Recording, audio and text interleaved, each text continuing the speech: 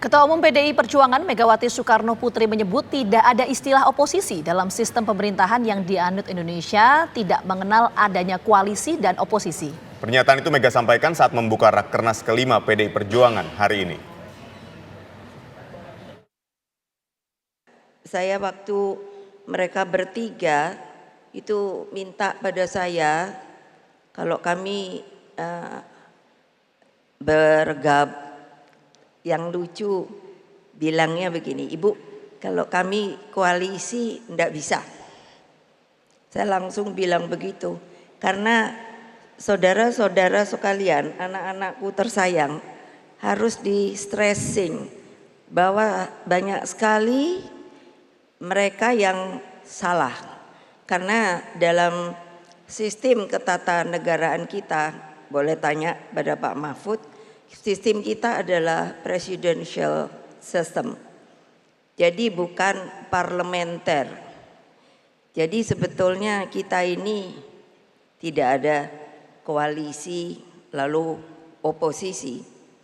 Jadi memang agak susah sebetulnya, karena kalau tidak ikut lalu apa ya? Jadi saya bilang pada mereka bertiga, kerjasama. Karena memang begitulah, tidak bisa koalisi karena kita sistemnya nanti parlementer. Oleh sebab itu saya mohon dengan segala hormat saya, dari kalangan pers juga harusnya memberikan sebuah pembelajaran masukan yang benar daripada sistem kenegaraan kita. Lalu kalau ada yang bertanya pada saya, kalau tidak ikut, tidak ini, ya itu ada artinya ya tidak ada bersama-sama. Pemirsa, Rakernas PDI Perjuangan digelar pekan ini. Elit disebut akan mendengarkan aspirasi dari akar rumput sebelum mengambil langkah strategis 5 tahun mendatang. Kemana PDI Perjuangan akan berlabuh? Bergabung bersama Koalisi Indonesia Maju atau menjadi oposisi? Ya, untuk membahasnya langsung kita telah bergabung bersama dengan juru bicara PDI Perjuangan Aryo Seno Bagaskoro dan pengamat politik Henry Satrio. Selamat petang semuanya, kita menuju ke Mas Seno terlebih dahulu. Mas Seno, ada beberapa poin yang disampaikan oleh Bu Mega dalam pidato politiknya hari ini, yaitu tidak ada istilah oposisi atau koalisi di sistem pemerintahan. Kemudian Bu Mega juga menyoroti mengenai kecurangan pemilu tahun ini. Apakah ini menandakan bahwa sikap politik PDI Perjuangan akan mengambil sikap oposisi? Ya tentu kalau mendengarkan pidato Ibu secara keseluruhan, maka tadi bisa ditangkap satu energi spirit bahwa apa yang kami sampaikan di dalam pemilu kemarin, segala keprihatinan, segala kritik, bahkan sampai hari ini kami masih melakukan upaya sengketa hukum di PT UN, itu bukan sekedar narasi-narasi kosong yang akan berlalu begitu saja dengan selesainya pemilu. Tetapi apa yang kami sampaikan itu adalah sebuah cerminan atas kesadaran partai untuk mendengarkan berbagai macam masukan, aspirasi, turun ke bawah dan melihat secara langsung dari apa yang disampaikan oleh masyarakat, para pakar, para akademisi, budayawan, seniman yang kemarin memiliki keprihatinan begitu mendalam tentang demokrasi kita, tentang konstitusi kita yang terkena penyakit sisi-sisi gelap kekuasaan. Oleh karena itu di dalam Rakernas ini kami ingin menyamakan frekuensi batin antara seluruh pengurus partai dari tingkatan terbawah hingga tingkatan pengurus di DPP untuk dapat menyatukan pikiran tentang apa yang menjadi hal-hal penting terkait dengan pembangunan bangsa 5 tahun ke depan. Bagaimana kita harus menyikapi pemilu yang paling brutal kemarin dan bagaimana kita harus memitigasi langkah-langkah untuk menghadapi pilkada serentak besok agar tidak dilakukan replikasi cara-cara yang sama seperti yang terjadi di Pilpres dan Pileg kemarin. Itulah yang akan kami bahas di dalam sikap ini.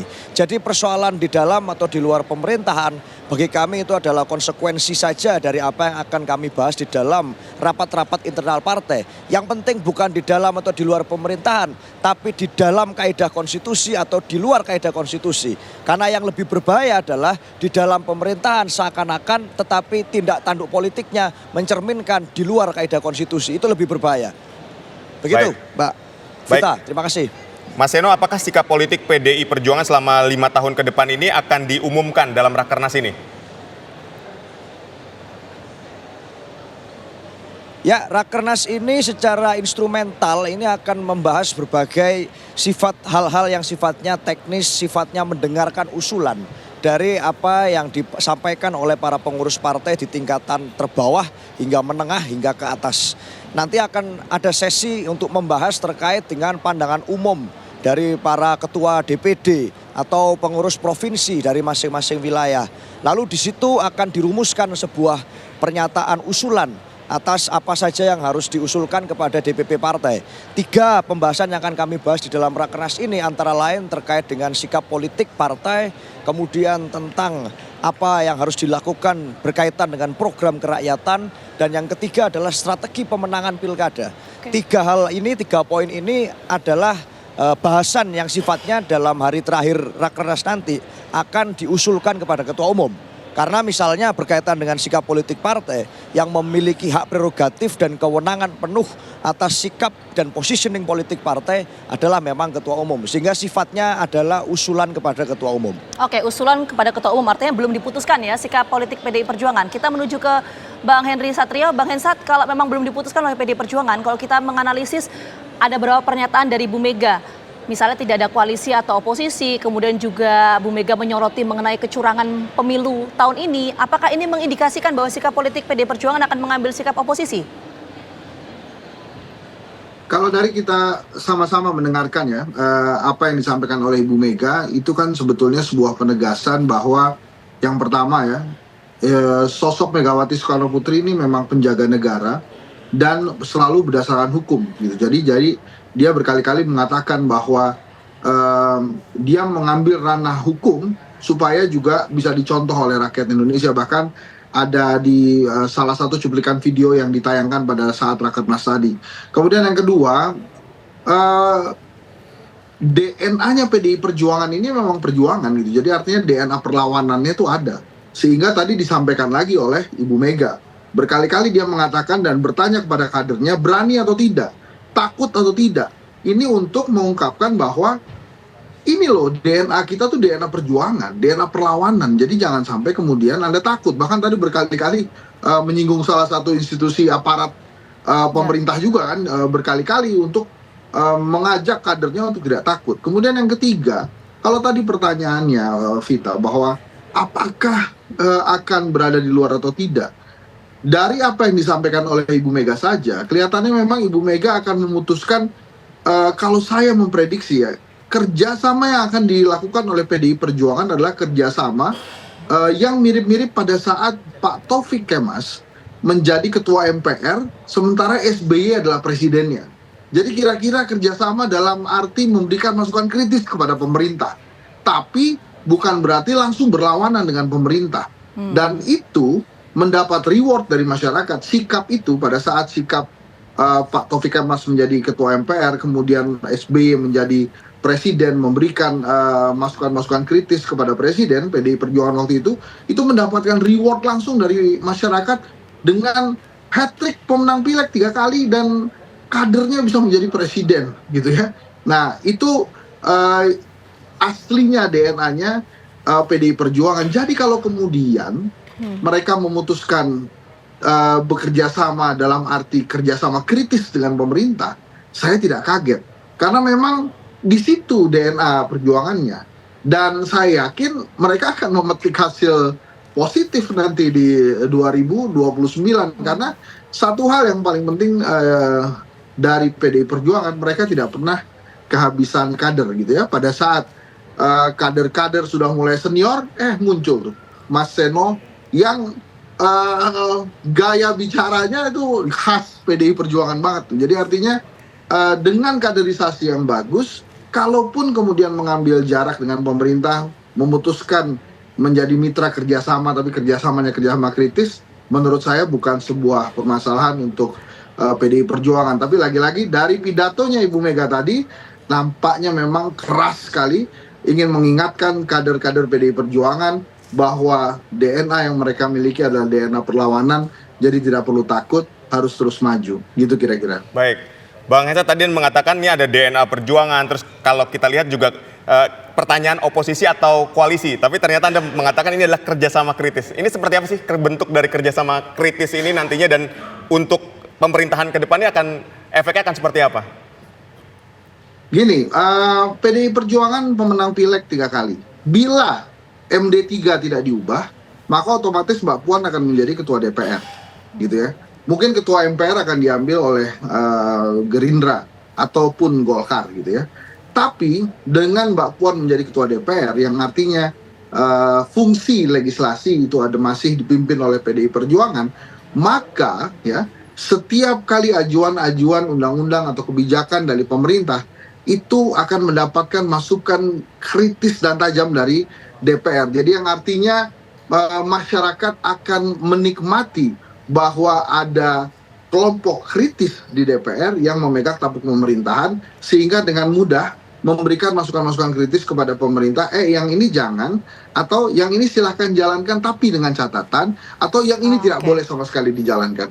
Kira-kira bayangan saya itu akan seperti itu, karena di zaman Pak Taufik Kemas, SBY pun bisa melaksanakan kebijakannya dengan mudah, tapi tetap mendapatkan masukan-masukan kritis dari sosok Taufik Kemas dan PDI Perjuangan kali itu. Ya, ini menarik nih. Jadi Bang Hensat menyoroti soal bagaimana kerjasama yang dilakukan antara Pak SBY ketika menjabat sebagai presiden dan juga Pak Taufik Kemas waktu itu ya sebagai ketua MPR. Saya tanyakan ke Mas Seno, mungkin nggak kerjasama itu bentuknya terrealisasi di 2024 kali ini? Ya, terima kasih Bang Henry Satrio. Saya terenyuh juga mendengarkan penjelasan dari Bang Hensat tadi. Tapi secara umum sebenarnya kalau bicara tentang dinamika politik akhir-akhir ini, saya juga bingung juga. Kekuasaan ini seakan-akan dimaknai hanya sebatas persoalan bagi-bagi. Setelah pemilu selesai, siapa yang bisa terburu-buru untuk bergabung dengan epicentrum kekuasaan baru, maka itulah the only game of politics. Padahal tadi misalnya Ibu Mega menyampaikan bahwa di Indonesia ini ada norma kepantasan, ada kepantasan politik. Bagaimana berperilaku politik itu juga ada batasan-batasan aturan etikanya. Contohnya misalnya Bu Mega mengapresiasi apa yang dilakukan oleh P3, Perindo dan kemudian Hanura yang menyampaikan kepada Bu Mega bahwa setelah Pilpres selesai tetap akan bersama dengan platform perjuangan yang dirumuskan bersama pada saat mengusung pasangan Ganjar Mahfud dengan PDI Perjuangan. Artinya apa? Bicara tentang kemenangan itu tidak hanya bicara tentang masalah pendapat kekuasaan kapan, di mana dan siapa, tetapi konsistensi narasi inilah yang menjadi penting. Konsistensi perjuangan ini yang menjadi penting, dan keistiqomahan ini yang dibaca oleh masyarakat hari ini. Maka saya rasa kemudian apa yang menjadi poin-poin kritis kami selama masa pemilu juga tetap tidak akan berubah. Persoalan bahwa kami hari ini mendapatkan kursi yang paling banyak dan itu secara konstitusional, secara aturan main di legislatif, artinya berhadiah kami dapat menjadi ketua DPR RI secara positioning politik. Itu kan sesuatu yang dilakukan berdasarkan asas konstitusi. Kami diajarkan untuk taat aturan main, bukan kemudian kami melakukan lobby-lobby politik untuk kemudian jabatan-jabatan tertentu. Tapi secara konstitusi memang itu tanpa melalui undang-undang MD3 atau perubahan revisi undang-undang, kamilah yang berhak untuk menjadi ketua DPR RI. Maka fungsi itu akan kami jalankan. Kami menyadari dalam demokrasi perlu check and balance. Fungsi kritik itu akan terus kami lakukan dengan kesadaran penuh oleh seluruh kader-kader PDI Perjuangan secara konsisten. Baik. Saya rasa itu. Baik, tapi Mas Seno melihat pendapat dari Bang Hensat tadi ini seperti apa? Apakah memang kerjasama kritis seperti zamannya Pak Taufik Kemas itu mungkin akan terwujud di pemerintahan kali ini? Di legislatif ada PDIP dan yang mengkritisi kinerja dari pemerintahan Pak Prabowo. Ini Anda melihatnya seperti apa?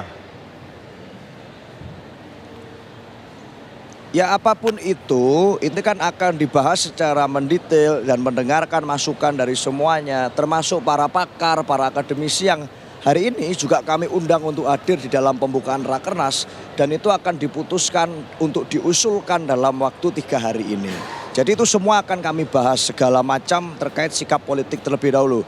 Jadi sebelum bicara tentang peran politik, saya rasa yang harus step one-nya adalah sikap politik. Dan itu sedang kami rancang, sedang kami bahas untuk di dalam Rakernas ini. Oke, menarik ya. Kita mau menuju ke Bang Hensat lagi. Kalau memang Bang Hensat sistem kerjasama politik yang akan dibangun oleh PDI Perjuangan di tahun ini seperti di zaman Pak Taufik Kemas. Artinya apakah ini bisa kemudian mengafirmasi kenapa kemudian kita lihat Ketua DPP PDI Perjuangan Mbak Puan Maharani juga membangun komunikasi politik yang baik dengan Prabowo Subianto melalui Partai Gerindra dan juga ke Presiden Joko Widodo?